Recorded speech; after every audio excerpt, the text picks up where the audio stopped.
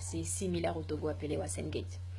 Eh bien, la question de l'Uranium Gate, c'est une affaire qui concerne l'actuel ministre des Finances du Niger. Son nom, je pense, est Assoumi Massaoudou, qui aurait signé en 2011 un virement, autorisant le transfert de 200 milliards de francs CFA, à savoir 319 millions de dollars, du compte de la Sopamine. Sopamine, c'est la Société du patrimoine des mines du Niger, vers un compte à Dubaï. Et le compte de la Sopamine, la Société des mines du Niger, se trouve à BNP Paribas. Bien évidemment, c'est la France qui gère notre argent. Donc 319,825 milliards de dollars, à savoir 200 milliards de francs CFA, ont été transférés vers un compte étranger. Et le ministre, maintenant qu'un journal nigérien, appelé Le Courrier en parle, le ministre dit que ce n'est pas de l'argent détourné, que c'est une négoce qu'ils ont fait avec Arriva. Et donc, en échange Arriva voulait se servir simplement de leur compagnie pour faire un transfert. Et donc, en échange, ils ont gagné 800 millions de francs CFA. Je vous lis en fait ce qu'il a écrit, le ministre nigérien. Il dit que j'ai appelé... Non, il dit... Attendez.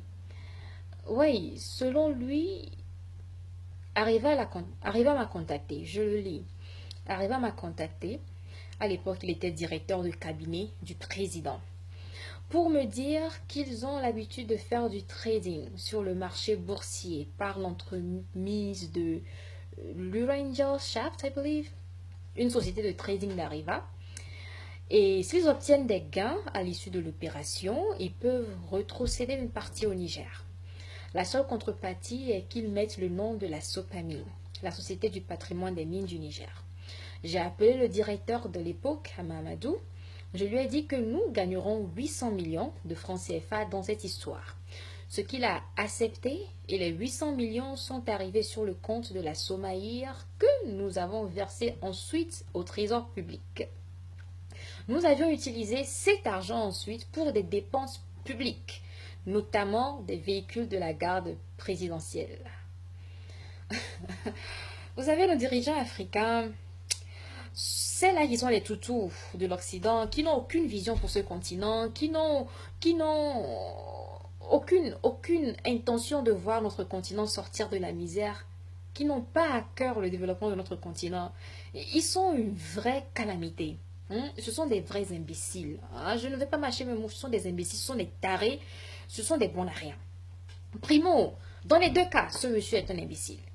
Si dans le premier cas, c'est l'argent de l'uranium du Niger, 200 milliards de francs CFA, qui ont été transférés du compte de la société d'État, 6 en France, à une compagnie étrangère dans le terme d'une négoce, c'est déjà un crime. Mais si dans le cas où, comme il le justifie, c'est juste une affaire de négoce, où Arriva se sert de votre compagnie pour faire passer ses achats boursiers, et qu'en échange, on vous donne 800 millions de francs CFA, millions de francs CFA, la seule chose que vous jugez nécessaire d'acheter, dans un pays considéré comme le plus pauvre de la planète, dans le pays ayant le taux d'alphabétisation le plus bas de la planète, la seule chose que vous jugez bon d'acheter, avec les soi-disant profits obtenus de cette transaction, c'est des voitures pour la garde présidentielle. Donc, la garde d'un toutou que vous appelez président, les véhicules de cette garde présidentielle sont plus importants que l'éducation des Nigériens, sont plus importants que la santé des Nigériens, sont plus importants que les infrastructures qui vont permettre le développement du Niger. Vous voyez comment vous êtes étourdi? Vous voyez comment vous êtes égoïste? Vous voyez comment vous ne réfléchissez pas, vous manquez de vision pour ce continent? Nous savons d'abord que c'est déjà faux, les arguments que vous lancez, c'est déjà faux. Mais le simple fait même que vous ne trouvez rien de mal à cela, ça me gêne. Le simple fait que les compagnies françaises puissent se servir de vous pour piller l'Afrique, ça me gêne. Et le Togo n'est pas, le Niger n'est pas le seul dans le cas. Hein. Le Togo, mon pays même, ils sont rois. Dans la liste des 10 pays ayant les plus grands taux de fuite de capitaux, le Togo y figure ensemble avec son ami la Côte d'Ivoire parce que ouais, Ouattara, bien entendu, est premier sur la liste et ses cousins d'à côté se trouvent là. Et c'est avec eux que la France pille nos capitaux. Vous pouvez imaginer qu'entre 2002 et 2011, 9 000 milliards de francs CFA ont quitté le Togo. 9 000 milliards ont quitté le Togo. De 2002 à 2011, soit moins de 10 ans. Et si on ajoute de 2011 à 2017, ça fait plus de 15 000 milliards qui ont quitté le Togo. 15 000 milliards de francs CFA. Et pendant ce temps, on a besoin de seulement 2 milliards pour réhabiliter le CHU du Togo. Le CHU dans lequel l'eau courante ne coule plus. Le CHU dans lequel les femmes accouchent par terre. On a besoin de moins de 5 milliards pour améliorer notre système éducatif et faire arrêter une fois pour de bon les grèves incessantes des enseignants dans le secteur primaire. Mais 15 000 milliards ont quitté le Togo. Et on nous dit que nous sommes un pays pauvre. Et c'est pareil pour le Niger, le premier pays producteur de l'uranium est le pays le plus pauvre de la planète. Parce que de l'argent quitte notre continent. Et les gens viendront nous dire que l'Occident n'a rien à voir avec ça. Et les gens viendront nous dire que c'est seulement ces imbéciles-là qui nous dirigent, qui sont les cerveaux derrière cela. Où va l'argent de l'Afrique? Où part l'argent de l'Afrique? Que fait-on de l'argent de l'Afrique? Comment est-ce qu'on pille l'Afrique? Ce sont les questions que nous devons nous poser. Quand on pille nos ressources, et que c'est tout d'abord, pourquoi est-ce que quand nous vendons nos ressources minières, cet argent est déposé dans des banques qui se trouvent en Occident? Pourquoi?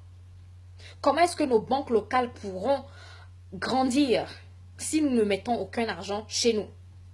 Alors pourquoi est-ce qu'on permet qu'on nous paye d'abord chez les autres et qu'on puisse ensuite, un seul individu, en la personne d'un directeur de cabinet, puisse avoir le pouvoir de signer 300 millions de dollars de transfert sans la consultation des autres membres du cabinet du gouvernement, et sans l'autorisation du Parlement.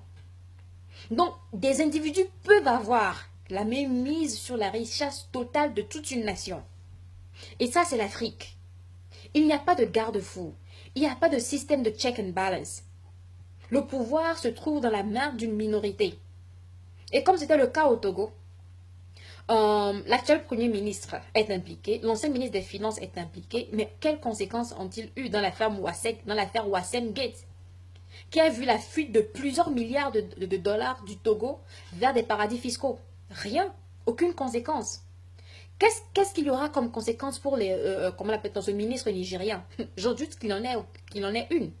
Qu'est-ce qu'il y aura comme conséquence pour ces compagnies occidentales et asiatiques qui viennent piller nos ressources et qui font fuir les capitaux et qui refusent même de payer les impôts? Quelles sont les conséquences? Aucune.